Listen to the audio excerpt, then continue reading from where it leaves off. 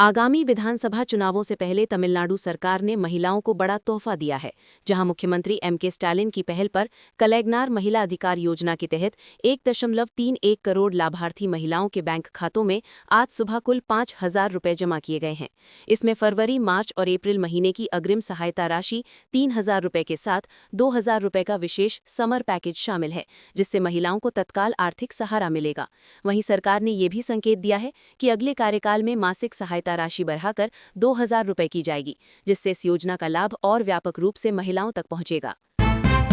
दिल्ली में सेवा तीर्थ और कर्तव्य भवन 1 व 2 के उद्घाटन के मौके पर प्रधानमंत्री नरेंद्र मोदी ने कहा कि 13 फरवरी भारत की विकास यात्रा में एक नया अध्याय जोड़ने वाला दिन है, जहां औपनिवेशिक सोच से आगे बढ़कर सेवा को शासन का मूल मंत्र बनाया जा रहा है। उन्होंने स्पष्ट किया कि ये नई इमारतें किसी शासक की नहीं, बल्कि देशवासियों की आकांक्षाओं को पूरा करने के लिए बनी हैं, जिनमें पीएमओ और कई अहम मंत्रालयों के कार्यालय होंगे, जिससे प्रशासन अधिक आधुनिक, सुविधाजनक और जन सेवा के प्रति केंद्रित बनेगा। वहीं इस अवसर पर स्मारक डाक टिकट और सिक्का जारी कर इस बदलाव को ऐतिहासिक रूप भी दिया गया।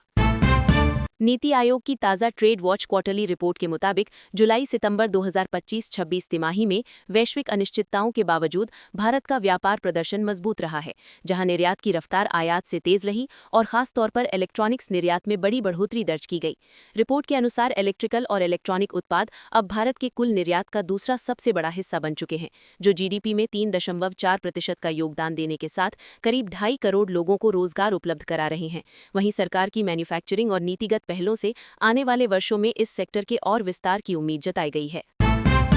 मेरठ में उडुपी के पेजावर मठ के 34वें पीठाधीश विश्व प्रसन्ना तीर्थ स्वामी ने गौ माता को राष्ट्रमाता का दर्जा देने की मांग का समर्थन करते हुए सरकार से इस पर जल्द निर्णय लेने की अपील की है। उन्होंने कहा कि भारतीय संस्कृति में गाय को माता का स्थान प्राप्त है और समाज व राष्ट्र निर्माण में इसका विशेष महत्व है। साथ ही उन्होंने ये भी जोर दिया कि राम भक्ति और देश सेवा एक दूसरे से अलग नहीं है और नई पीढ़ी को संस्कारों से जोड़ना समय की जरूरत है। वहीं ये समर्थन शंकराचार्य स्वामी अविमुक्तेश्वरानंद सरस्वती की लंबे समय से चली आ रही मांग के पक्ष में सामने आया है। Delhi Meerut rapid rail project में बड़ा कदम उठाते हुए 22 फरवरी से नमो भारत ट्रेन पूरे 82 किलोमीटर लंबे कॉरिडोर पर शुरू होने जा रही है, जिसका उद्घाटन प्रधानमंत्री नरेंद्र मोदी करेंगे। फिलहाल ये सेवा न्यू अशोकनगर से मेरठ साउथ के बीच 11 स्टेशनों तक सीमित थी, लेकिन संपूर्ण संचालन शुरू होने के बाद दिल्ली से मेरठ का सफर 1 घंटे से भी कम समय में पूरा हो सकेगा। वहीं यात्रियों की बढ़ती संख्या को देखते हुए ट्रेन की फ्रीक्वेंसी, टिकटिंग, स्टाफ तैनाती और सुरक्षा व्यवस्था में भी चरणबद्ध तरीके से बदलाव किए जाएंगे, ताकि लोगों को तेज, सुरक्षित और सुविधाजनक यात्रा का अनुभव मिल सके। विश्व रेडियो दिवस के मौके पर अहमदाबाद में एक अनोखा रेडियो हेरिटेज म्यूजियम चर्चा में है, जहां रेडियो प्रेमी सिद्धार्थ पटेल ने देश विदेश के 120 से अधिक दुर्लभ रेडियो एक छत के नीचे सहेजे हैं। 1920 के दशक के वॉल्व रेडियो से लेकर विश्व युद्ध काल के पीसीआर रिसीवर और पोर्टेबल सेट तक ये संग्रह तकनीक और संचार के 100 साल के सफर को जीवंत करता है। वहीं डिजिटल युग में भी रेडियो की ताकत को रेखांकित करते हुए प्रधानमंत्री नरेंद्र मोदी के मन की बात जैसे कार्यक्रमों का उल्लेख इस माध्यम की निरंतर प्रासंगिकता दिखाता है, जिससे नई पीढ़ी इतिहास, संस्कृति और संचार की विरासत से सीधे जुड़ती है। प्रधानमंत्री नरेंद्र मोदी के निमंत्रण पर ब्राजील के राष्ट्रपति लुइस इनासियो लुला दा सिल्वा 18 फरवरी से 5 दिवसीय राजकीय यात्रा पर भारत पहुंचेंगे, जहां वे 19-20 फरवरी को राष्ट्रीय राजधानी में आयोजित दूसरे एआई इम्पैक्ट समिट में भाग लेंगे और 21 फरवरी को प्रधानमंत्री मोदी के साथ द्विपक्षीय बैठक करेंगे। इस दौरान राष्ट्रपति लुला की राष्ट्रपति द्रौपदी मुर्मू, उपराष्ट्रपति और विदेश मंत्री से भी मुलाकात प्रस्तावित है, जबकि उनके सम्मान में औपचारिक कार्यक्रम आयोजित किए जाएंगे। वहीं इस दौरे में ब्राजील के 14 मंत्री और कई प्रमुख कंपनियों के शीर्ष सीईओ भी शामिल होंगे, जो बिजनेस फोरम में हिस्सा लेकर व्यापार, निवेश, रक्षा, ऊर्जा, कृषि, तकनीक और वैश्विक दक्षिण से जुड़े मुद्दों पर सहयोग को और मजबूत करने की दिशा में चर्चा करेंगे, जिससे भारत ब्राजील रणनीतिक साझेदारी को नया आयाम मिलने की उम्मीद जताई जा रही है। पटना सिविल कोर्ट से पूर्णिया के सांसद पप्पू यादव को बड़ी राहत मिली है, जहां बुद्धा कॉलोनी, कोतवाली थाना और पूर्णिया से जुड़े 3 अलग अलग मामलों में उनकी जमानत याचिकाएं स्वीकार कर ली गई हैं। लंबे समय से न्यायिक प्रक्रिया का सामना कर रहे पप्पू यादव को इस फैसले के बाद जेल से बाहर आने का रास्ता साफ हो गया है, जिससे उनके समर्थकों में उत्साह का माहौल है और इसे न्यायिक प्रक्रिया का अहम अपडेट माना जा रहा है। वहीं राजनीतिक गलियारों में भी इस फैसले को लेकर चर्चाएं तेज हो गई हैं। लोकसभा में नेता प्रतिपक्ष राहुल गांधी ने संसद परिसर में किसान संगठनों के नेताओं से मुलाकात कर भारत अमेरिका अंतरिम व्यापार समझौते को लेकर गहरी चिंता जताई है, जहां किसान नेताओं ने मक्का, सोयाबीन, कपास, फल और मेवों की खेती से जुड़े किसानों और खेतीहर मजदूरों की आजीविका पर पड़ने वाले असर का मुद्दा उठाया। बैठक के दौरान इस ट्रेड डील के खिलाफ देशव्यापी आंदोलन की जरूरत पर चर्चा हुई। वहीं राहुल गांधी ने साफ कहा कि ये समझौता कृषि आयात के दरवाजे खोलता है और आगे चलकर और फसलें भी इसकी चपेट में आ सकती हैं। ऐसे में किसानों के हितों की रक्षा के लिए वे मजबूती से उनके साथ खड़े रहेंगे, भले ही इसको लेकर राजनीतिक विवाद और बयानबाजी तेज क्यों न हो। दिल्ली की राउज एवेन्यू कोर्ट ने रेलवे टेंडर से जुड़े मनी लॉन्ड्रिंग मामले में लालू प्रसाद यादव समेत अन्य आरोपियों के खिलाफ आरोप तय करने को लेकर अपना फैसला सुरक्षित रख लिया है, जहां स्पेशल जज विशाल गोगनी की बेंच ने 3 मार्च को आदेश सुनाने की तारीख तय की है। ये मामला उस प्रक्रिया से जुड़ा है जिसमें ईडी और सीबीआई की जांच के बाद लालू यादव, राबड़ी विल्ली और तेजस्वी यादव सहित कुल 16 लोगों पर आरोप लगाए गए हैं। वहीं कोर्ट पहले ही इन मामलों में संबंधित आरोपियों को जमानत दे चुकी है, जिससे अब सभी की नजरें मार्च में आने वाले अहम न्यायिक फैसले पर टिकी हुई हैं।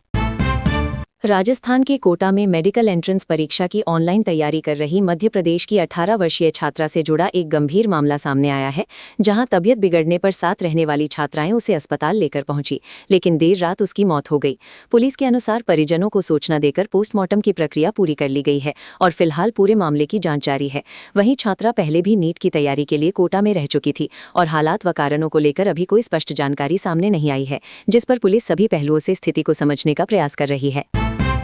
पश्चिम बंगाल के कोलकाता में निपाह संक्रमण से जुड़ा एक गंभीर मामला सामने आया है, जहां बारासात के एक निजी अस्पताल में भर्ती 25 वर्षीय नर्स की मौत हो गई है। स्वास्थ्य अधिकारियों के अनुसार नर्स निपाह संक्रमण की पुष्टि के बाद लंबे समय से इलाज में थी, जबकि तात्कालिक कारण कार्डियक अरेस्ट बताया गया है। वहीं एहतियात के तौर पर उनके संपर्क में आए 103 डॉक्टरों, नर्सों, स्वास्थ्यकर्मियों और परिजनों की पहचान कर उन्हें होम क्वारंटाइन में रखा गया था और सभी की रिपोर्ट नेगेटिव आई है। ऐसे में स्वास्थ्य विभाग ने लोगों से सतर्क रहने लेकिन अनावश्यक घबराहट से बचने की अपील की है और निगरानी व जांच जारी रहने की जानकारी दी है।